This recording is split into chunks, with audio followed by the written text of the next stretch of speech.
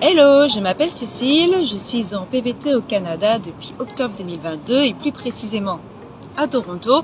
Pourquoi le Canada? Déjà parce que je voulais améliorer mon anglais, vivre dans une culture étrangère et le Canada me fascine depuis toute petite pour l'hiver, l'automne, les grands espaces et potentiellement aussi pour pouvoir m'installer après mon PVT pendant plusieurs années.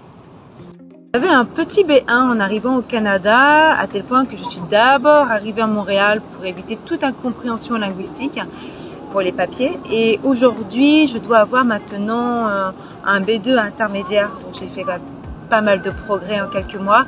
Mais ça, c'est grâce au volontariat que j'ai fait en Ontario parce que j'étais en immersion en anglais quotidiennement. Et ça aide énormément.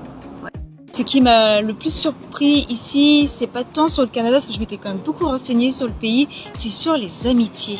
Moi je trouve, je les appelle des étoiles filantes, parce qu'elles sont très fortes sur le moment, notamment quand on est en volontariat.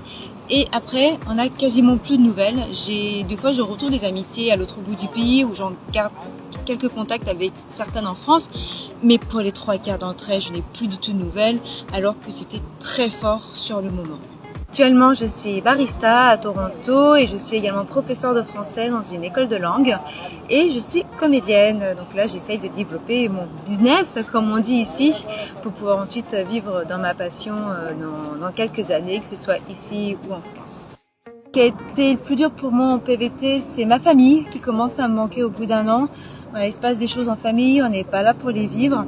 Et puis, j'ai beau avoir un caractère solitaire au début, le fait de ne pas avoir d'amis ou de devoir se recréer un réseau d'amitié, ça a été, voire même un réseau professionnel, ça c'est dur. Et l'amitié ici, elle est, comme je l'ai dit en fait, ce sont des étoiles filantes, les gens arrivent, les gens repartent et c'est pas simple, c'est pas simple du tout.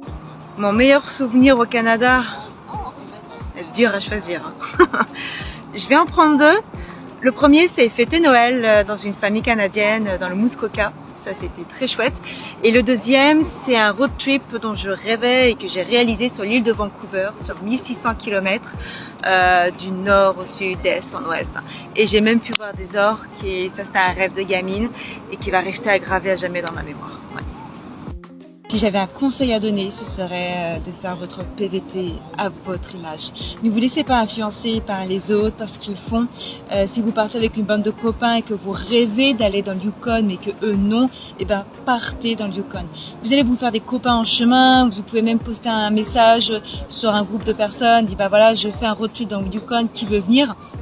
Et puis allez-y, vous faites ça qu'une seule fois dans votre vie, donc faites votre PVT à votre image.